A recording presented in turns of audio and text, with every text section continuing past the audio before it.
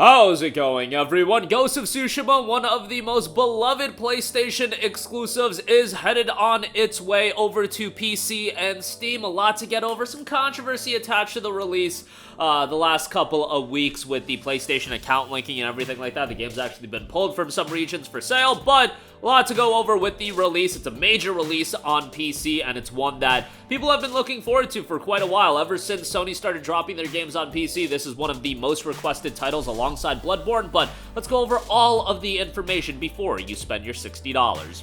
If you don't want to spend $60 on the game, I do want to give a shout to our good friends at cdkeys.com. They've got the game for under $50. So yes, you can get the game a little bit cheaper. Check out the link in the description box below. You'll get a Steam key. It'll redeem on Steam, and you'll be good to go.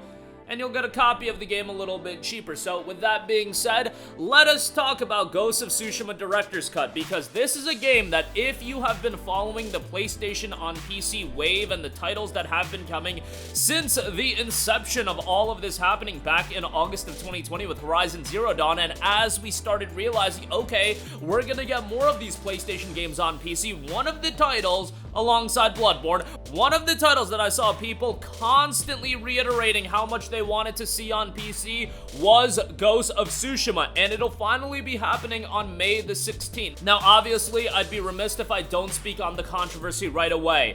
As we saw with the absolute disaster that was the Helldivers 2 situation, it seems like Sony and PlayStation are trying to implement a form of PlayStation Network account linking, and in fact, Ghost of Tsushima, for its multiplayer component, does require you to connect your PlayStation Network account. That is for the multiplayer component as well as the PlayStation Network overlay that is being implemented. It'll allow you to earn trophies on games as well if you're into that.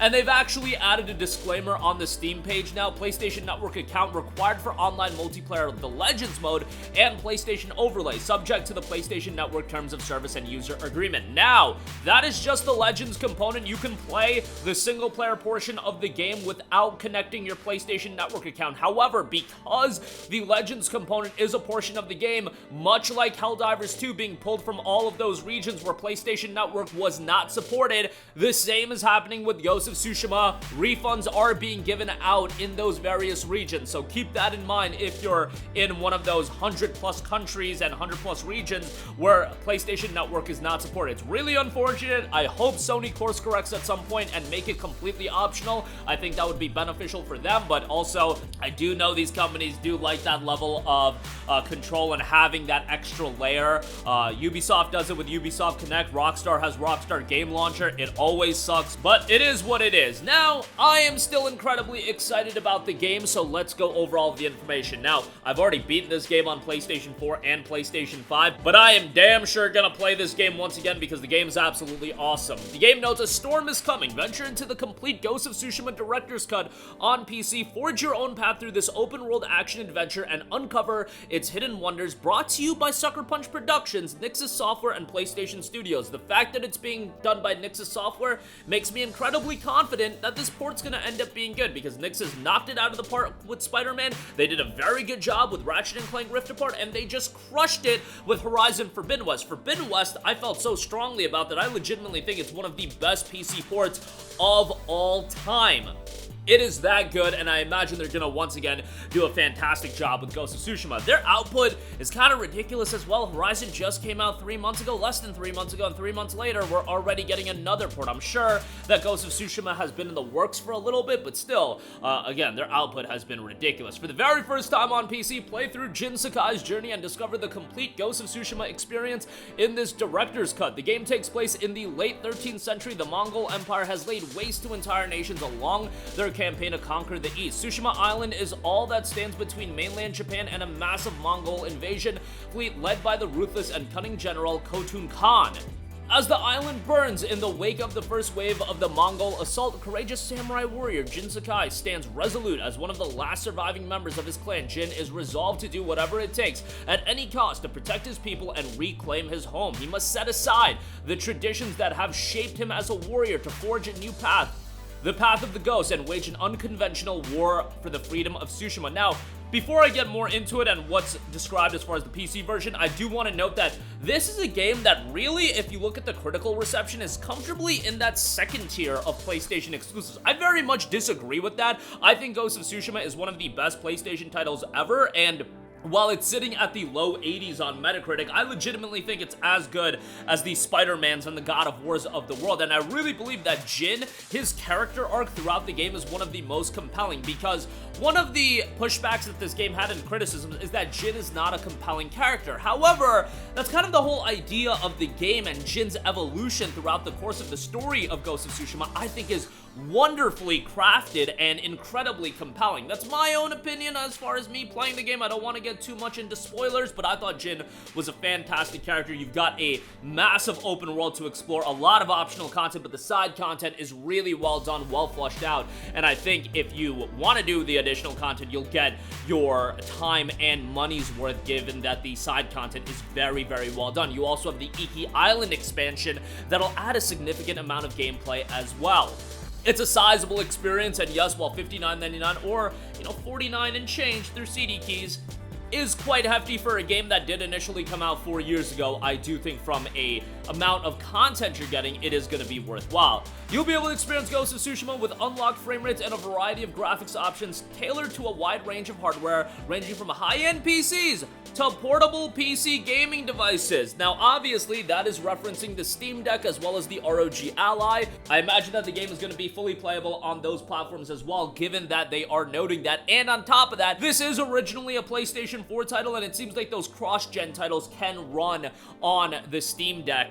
And I mean, hey, even a game like Ratchet & Clank Rift Apart, they were able to manage that running on the ROG Ally and the Steam Deck. Not amazingly, but you're not expecting, high settings and 60 frames per second across the board with these portable devices.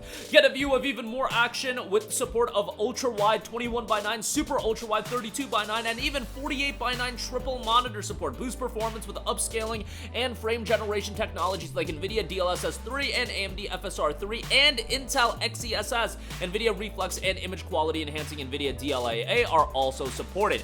Japanese lip sync is available. Enjoy a more authentic experience with lip sync for Japanese voiceovers made possible by cinematics being rendered in real time by your PC. Choose how you control the action experience, haptic feedback, and adaptive triggers through a wired DualSense controller. So if you do have a DualSense controller, that's a PlayStation 5 controller, you'll be able to take advantage of those features as well. But you can also go at it with mouse and keyboard with fully customizable controls, haptic feedback, master your blade through DualSense controllers, immersive haptic feedback, and adaptive triggers enhance your accuracy with the bow using adaptive triggers as well. So all of that is being available in the game.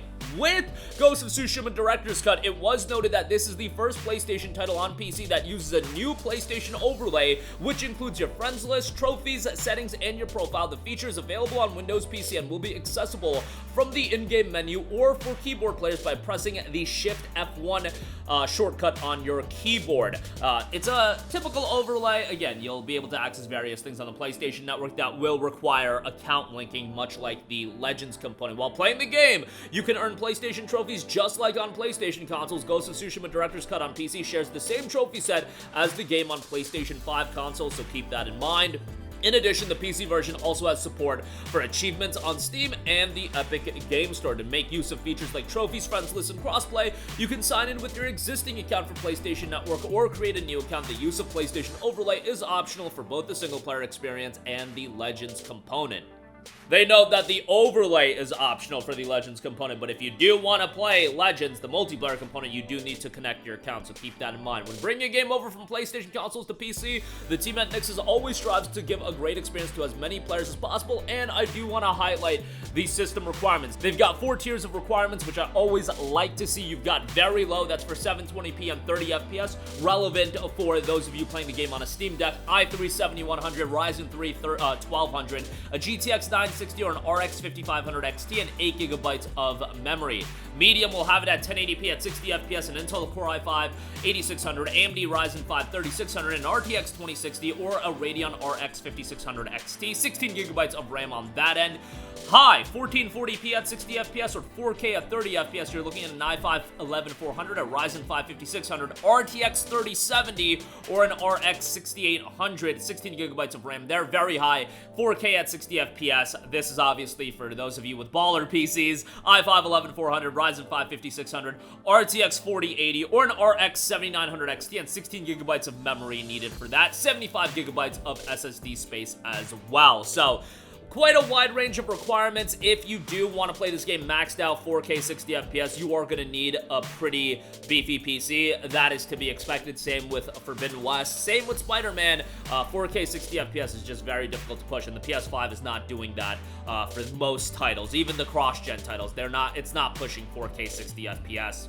You're either getting 4K 30, a variable resolution, etc., etc. But that is going to do it for me. Again, even with the controversy, I am incredibly excited for Ghost of Tsushima. Obviously, it would be great if PlayStation Network account linking wasn't mandatory for Legends. I plan on playing this game predominantly for the single-player component because I absolutely loved it. And that is going to do it for me. Again, Ghost of Tsushima scheduled for a release on May the 16th. If you do want it a little bit cheaper, check out the link in the description box below. But that'll do it for me. Sound off with all of your thoughts in the comments section down below. Thank you for watching, and goodbye. Hey guys, we hope you enjoyed the video, and if you did, make sure to hit the subscribe button, and if you're already subscribed, do us a favor and hit the bell icon. This way you'll be notified whenever we post a new video. That's the best way to keep up with all of our uploads, and we usually try to upload 2 videos a day. And with the bell icon hit, you'll be notified whenever we do upload a video. As always, thanks for watching.